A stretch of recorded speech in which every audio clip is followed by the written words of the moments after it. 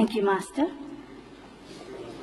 谢谢师 Master 父 would。like to come, so 师父准备上台发言，谢谢。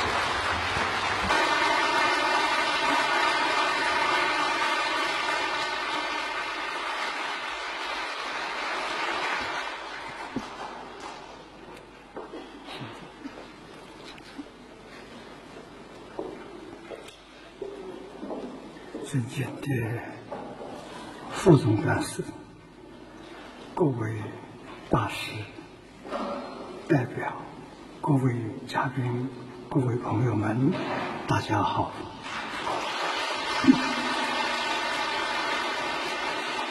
今天净空十分荣幸，非常感谢教科文组织的善意邀请，缘分殊胜。第5次来到教科文组织总部，与诸位仁者一起庆祝卫塞节，一起交流分享如何化解人心的冲突，促进世界和平。记得了2战之后的1945年，为了吸取战争的教训，成立了联合国教科文组织，提出战争起源于人类的思想，因此务必要在人的思想上构建和平。这句话说出来，整个世界的治乱的根源。那么这句话传递给我们一个重要的信息：整个宇宙跟我们的起心动念关系非常密切。如果我们动的念头是善的，这个世界就变成天堂、极乐世界；如果我们念头不善、负面的、不仁、不义、无理、无智、无信，那这个社会就混乱了。佛在经典上说：“一切法从心想生。”一切人的思想、心念不仅影响整个世界，更能影响整个宇宙。那么现在，许多国家领导人、专家学者对于社会恢复安定和平失去了信心。信心危机才是目前人类所面临最严重的问题。如何树立信心？这就要做出好榜样，拿出证据出来，要有人真正把传统文化、圣贤教育做出来，身行言教，做出实践成果给大家看。为此，净空特别提出6大，就是法大行、理大愿、察大根、故大本、修大行、正大果，供养每个真正致力于化解冲突、实现世界和平的志士人做个参考。第一，化解冲突，教学为先。911事件之后，昆士兰大学的和平学院邀请净空参加一个座谈会，讨论如何化解冲突。世界的冲突根源在哪里？根源就是在家庭不和，夫妻不能够和睦相处，彼此不能信任。更深一层的冲突是在我们内心，那就是习性与本性的冲突。所以化解世界冲突、消灭战争，要从我们内心深处的冲突、化解家庭冲突做起。法大行，化解冲突从哪里开始？从法大行开始。大行是什么？大行是神圣的大爱，是耶稣基督平等的博爱，是真主安娜的仁慈，是诸佛菩萨的慈悲。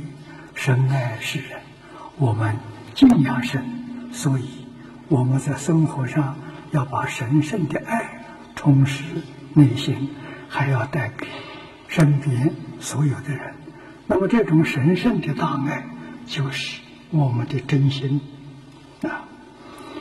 中国古人呢教导孩童第一句话就是人之初性本善。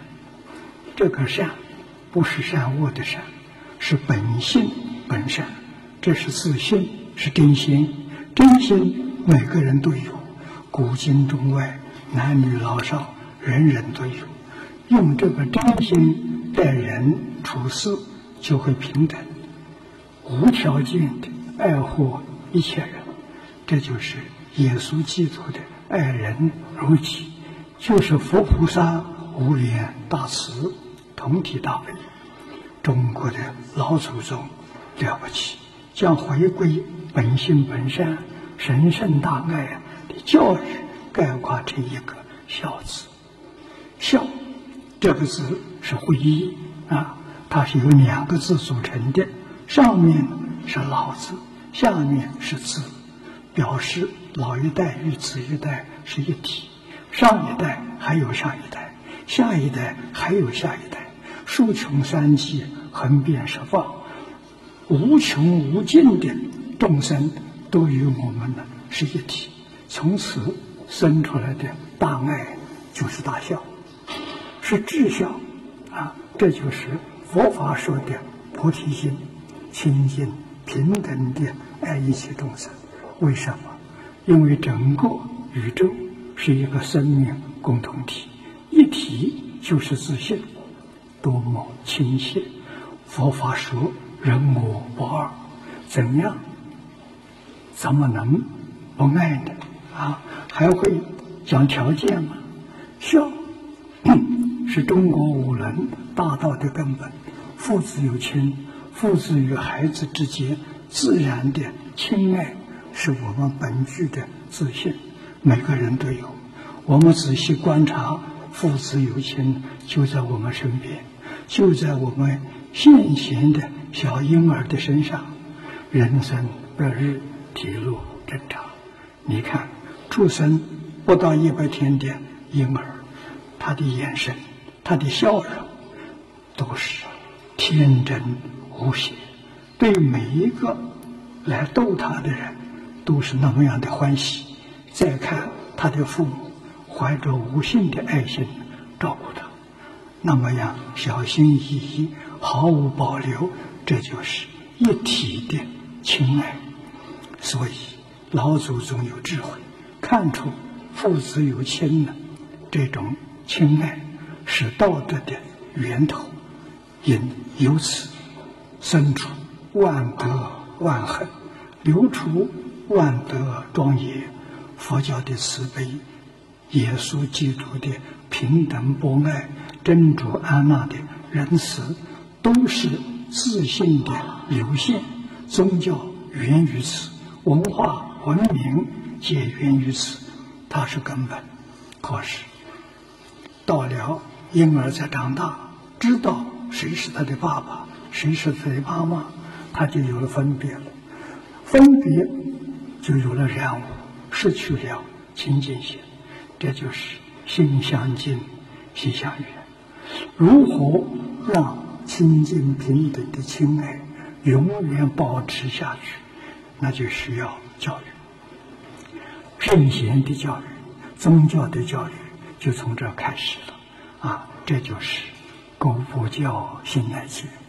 中国同盟教材30经开头的6句话，就把宇宙人生的真相、教育的重要性、教育的目标全部都说出来了。这是真的智慧，超越时空，古今中外都适合。教育从什么时候开始？从入胎的时候就开始。我们爱护子女，希望给他好的教育，那就重视同盟养正的家庭教育。这是传统中国教育成功之处，因为有了这样的教育，中国传统文化才能绵延，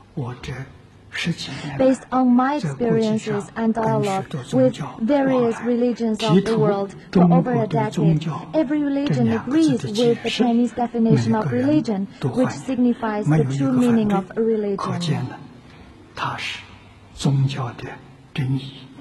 今天 Today, 我们很 it 荣 is 幸 indeed my great 能够 honor 与 to 各 be 国 here 的 with 官员 faith 世 leaders 袭 and 宗 officials 教 and 领袖 delegates 积极与 from 他 various 共同欢度 countries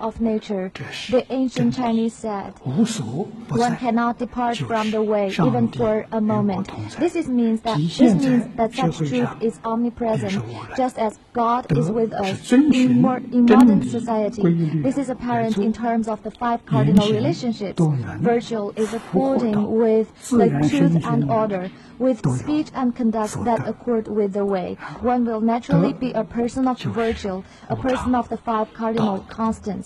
是人 Together, 是 the 做 way 人 and 的 virtue 根本 provide the basic 是生活 principle for 工 being 作 a 的 moral 归 person 依 and standard 无 for our 能 life 是 and 福 work. 泽有情，君臣有义， The 5 cardinal relationships are the loving relationship between parent and child, loyalty and fairness between leader and subordinate, distinct responsibilities between husband and wife, order between senior and junior, and trust among friends. This is the way. As parents and child are one entity, parents are loving and compassionate toward children. The children are dutiful and respectful to their parents. Many difficulties issue of modern society arise entirely due to lack of love. Parents do not know how to love their children. Children do not know about honoring their parents and are unable to love, respect, and support them. Loyalty and fairness between leader and subordinate means that the relationship between leader and subordinate must accord with honor. The thoughts, words, and deeds of leaders and subordinates must be proper, fair, reasonable, and lawful. A company built on such a proper foundation is bound to last for a long time. A society or nation based on honor will enjoy long-term peace and stability. Renewing and valuing honor is essential for lasting world peace and prosperity. Distinct responsibilities between husband and wife. The husband and wife make up a family, with each having a different role. Men are the breadwinners, and the women are responsible for teaching the children. Whether a child will become a sage or a person of noble character depends on the teachings of his mother. Thus, there is a Chinese saying that men go out to work and women look after the home. This is the division of labor. Today, both husband and wife are keen to work and overlook the teaching of the next generation. The disadvantages from doing so outweigh any gain. The ancient Chinese sages understood that marriage is not merely a matter between two people, but one that impacts social stability and world peace, and is not to be treated lightly. No one teaches about such truth today. Social disorder stems from husbands and wives being so irreconcilable that divorce becomes the only solution. Marital discord leads to eventual social responsibility and causal liability to the detriment of society. Proper order between senior and junior means that a person in a junior position must defer to someone in a senior position, and the senior person must be responsible for the proper development of juniors. If young siblings are kind and loving towards each other, their relationship will remain unchanged as they grow older, and they will continue to help each other and work together. How happy and blessed would such a family be? Such a society will naturally enjoy long-term peace and stability. The ancient Chinese thus prohibited children from fighting and taught them to be accommodating. From an early age, children had to learn to be patient and accommodating, and subsequently to be humble, considerate, and serve others in society. Such patience, humility, consideration are no longer taught. Instead, children are taught to compete with each other from an early age. As they grow older, they only know to compete for fame and profit, and even family members will litigate. This leads to social disorder. Everyone must live without a sense of security. Finally, trust among friends is about mutual trust between friends. Without any deception, a person who is unable to keep his word has no place in society. Our ancestors emphasized trustworthiness. China's traditional lifestyle enables every person and family to be healthy and happy, with society enjoying lasting peace and stability. This has been recognized by both British philosopher Bertrand Russell and Dr. Toynbee. In his later years, Dr. Toynbee considered how to ensure that another world war would never happen again, and how the whole world could live in peace and harmony, with inclusiveness, mutual respect, and love. He deeply hoped that China's traditional culture would become mainstream worldwide in the 21st century. Dr. Toynbee said that China's traditional culture is a unique culture of inclusion, humility, and being considerate of others. Throughout its history of thousands of years, China's domestic and foreign policies have emphasized fair and equitable treatment, living in harmony, being altruistic, kind, sincere, and living frugally. Thus, Dr. Toynbee assured people at the time that China's traditional culture is an important cultural heritage that brings lasting world peace, stability, harmony, and belongs to all humanity and the whole world.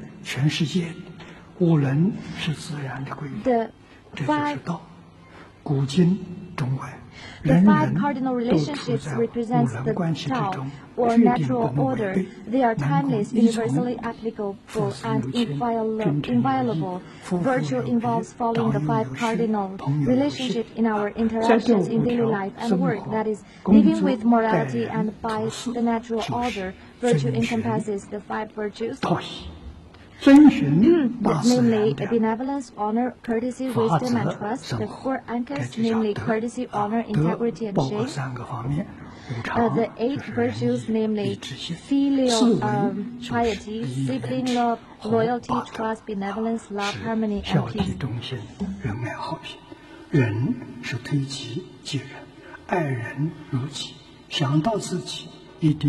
Benevolence involves being considerate and loving others as oneself. This then extends to loving all living beings and the material environment. With a heart of benevolence, one will live and work morally and reasonably. Such a person will handle matters appropriately and with courtesy.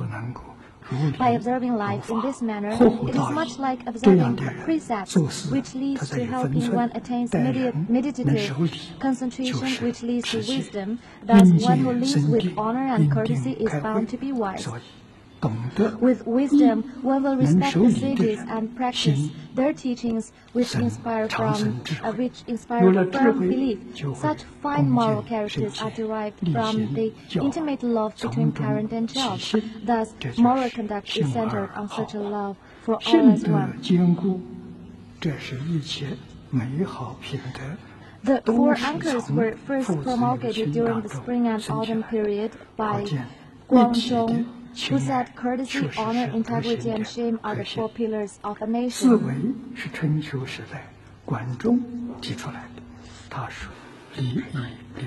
Leaders must educate the population about civility, honor, integrity, and shame.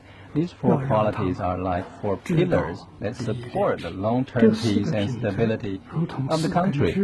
Integrity means no corruption. Shame refers to a sense of shame that deters us from immoral conduct. Ancient Chinese society highly emphasized the four anchors, which enable people to live and work in peace and enjoy stable prosperity over thousands of years. This is what we hope for today. The aspects of virtue are summarized as filial piety, sibling love, loyalty, trust, courtesy, honor, integrity, shame, benevolence, love, harmony, and peace.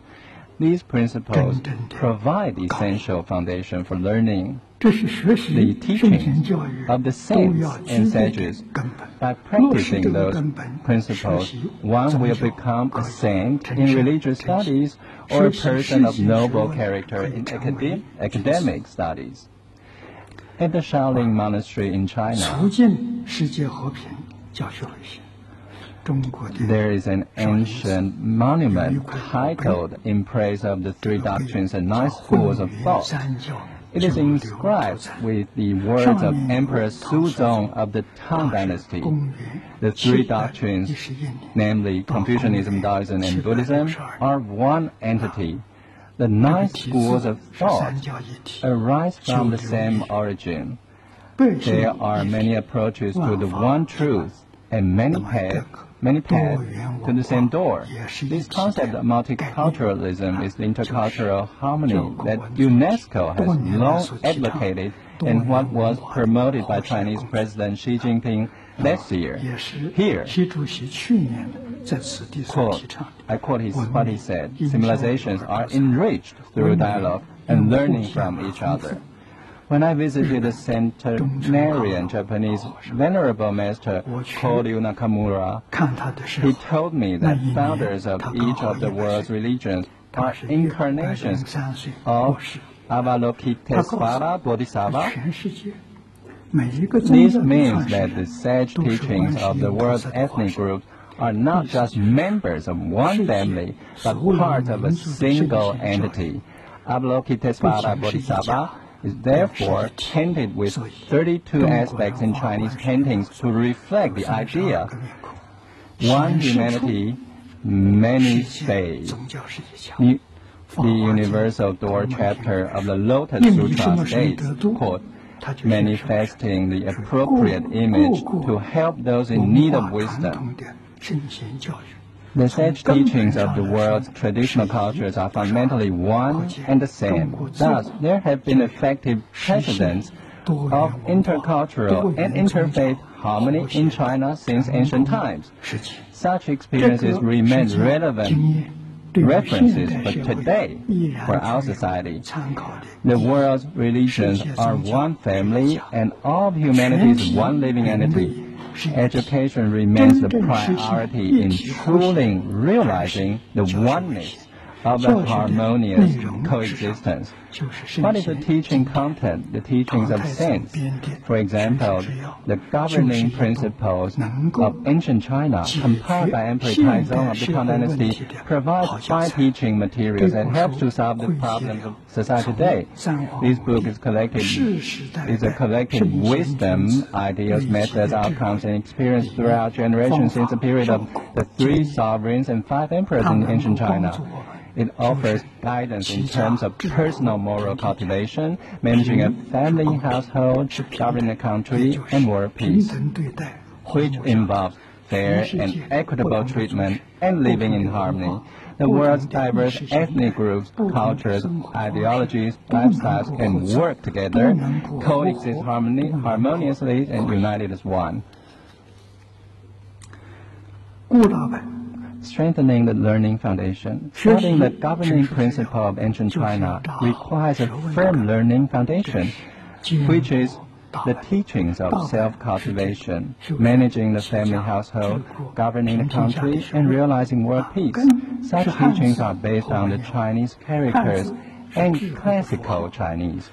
Chinese characters are symbols of wisdom, and the Chinese language is only ideographical language in use today. Classical Chinese provides a standard way of writing that does not evolve over time. If you are able to read classical Chinese, you will have access to a treasure trove of wisdom. Ancient Chinese were well aware of the language having many dialects, and that the language itself would also evolve over time. Thus, they distinguished between the oral and written forms of language, thereby developing classical Chinese, which transcend time and space, and imparted wisdom throughout the world for all times. Classical Chinese was highly regarded by both Bertrand Russell and Dr. Toynbee.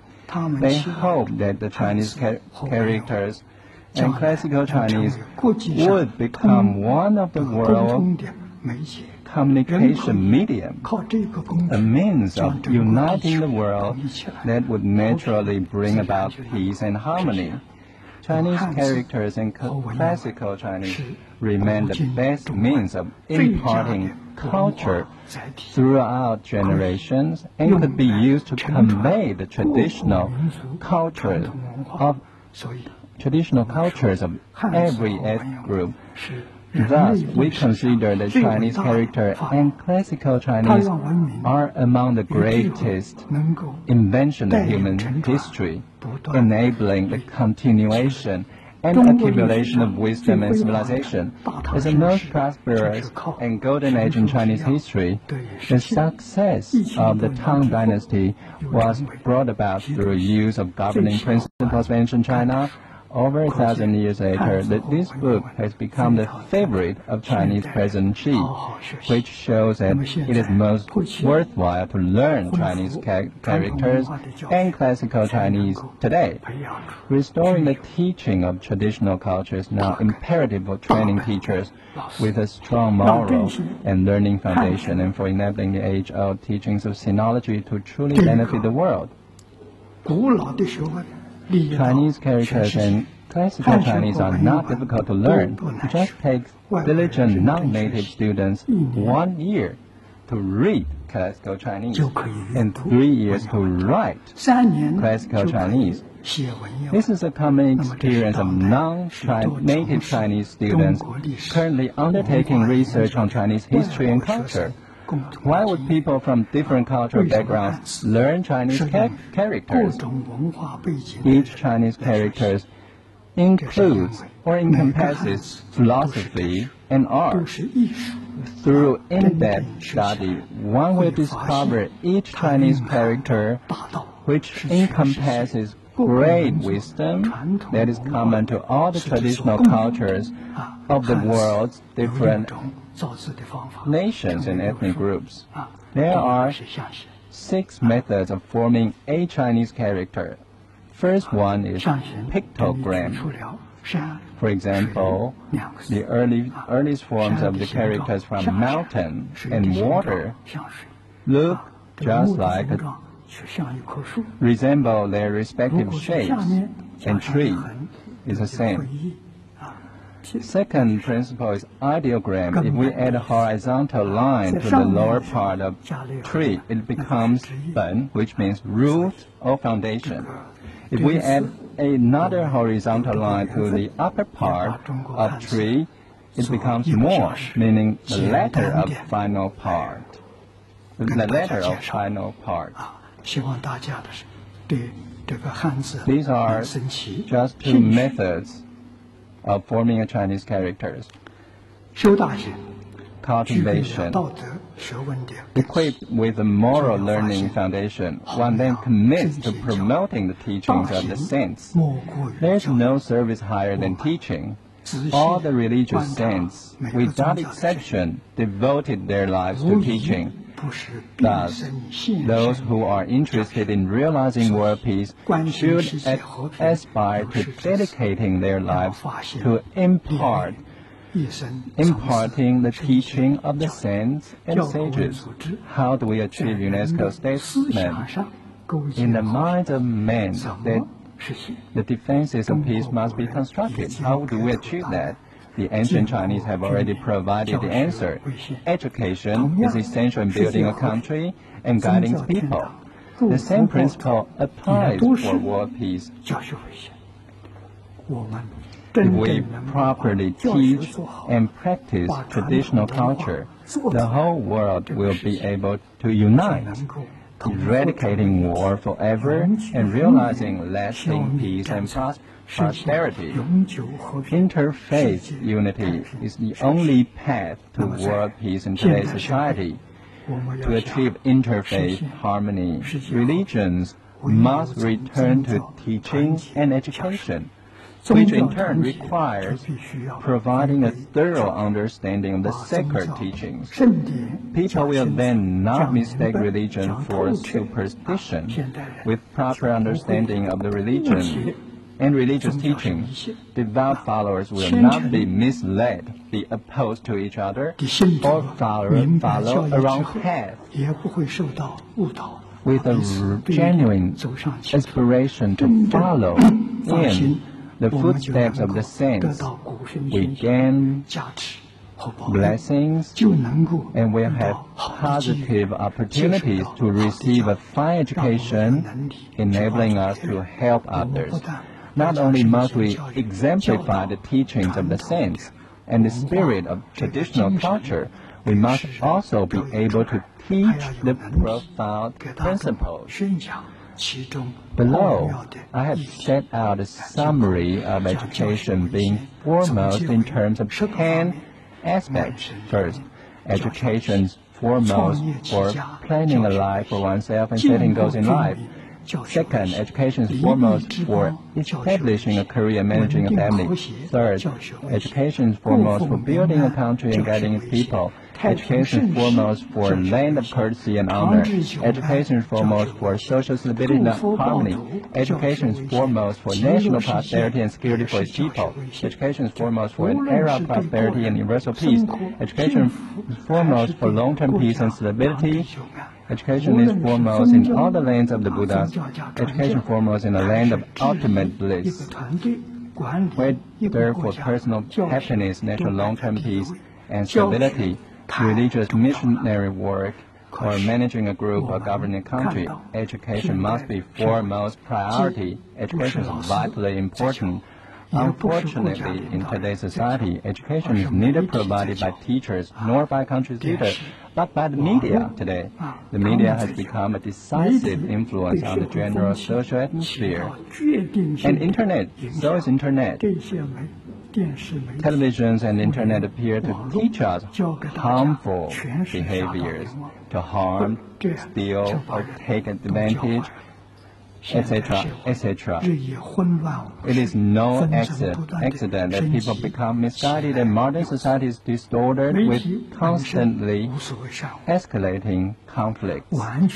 The media itself is neither positive nor negative. It just depends on how we use it. We hope that every community can have a television channel dedicated to broadcasting the teachings of the saints to every home. People can easily be taught, and with proper education, they will soon change their ways and paths. We also hope that teachings of each ethnic group and nation passed down throughout generations can be recorded in Chinese characters and classical Chinese for the benefit of future generations. Attaining the utmost achievement. The aim of religious teachings and teachings of China's traditional culture is to develop sense and people of noble character. With more such people, peace and prosperity will be naturally achieved. Thus, truly learning the teachings not only will save ourselves and our family, but also society and the world. It will benefit countries throughout the world and the infinite living beings throughout the universe. Hence, it is utmost achievement. One must attain the utmost achievement to truly love oneself and other living beings. Is it difficult to do so? It is not difficult with firm belief. This is because Buddha often taught that all beings are Buddhas in nature. The Chinese also have a saying, every person can be Yao Shun, one of the respected sage kings in the past. This is the same as human beings are born with innate goodness and purity. With belief, aspiration, and practice, everyone can achieve. To nurture saints, sages, and people of noble culture, we must follow the proper teaching methods, namely the traditional method of following precepts, gaining meditative concentration, and attaining wisdom. This method is based on the principle that precepts enable one to attain meditative concentration, which in turn enables the initiation of wisdom. The path to success is to specialize in one subject over a long period of time and to realize the meaning of a book by reading it thousands of times. Once we have mastered the Chinese character and classical Chinese, we can then specialize in classical and religious texts. As people today have little time to study, Malaysia's Academy of High Studies has compiled a selection of 360 excerpts, namely the governing principles of ancient China 360, which has been widely welcomed. I suggest that each religion also compiles a 360 of the essence of its teaching to facilitate learning for everyone. A truly comprehensive understanding of the text would inspire wisdom. To realize the meaning of a book by reading it 1,000 times helps modern society would resolve all personal, family, social, ethnic, and national conflicts. at these critical juncture in history, we propose the 6 prime principles, namely foster a vow for universal love, set great aspirations, establish the moral foundation, strengthen the learning foundation, cultivation, and attain the utmost achievement. May there be love throughout the universe and goodwill on earth.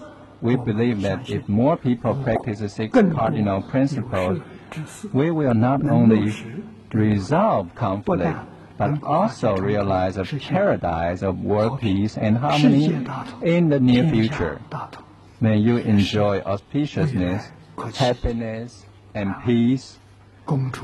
May UNESCO enjoy success in its directive in realizing world peace. May all the countries in the world enjoy prosperity, peace, and harmony. Thank you very much. Wish you health. With you, good in everything. Thank you very much.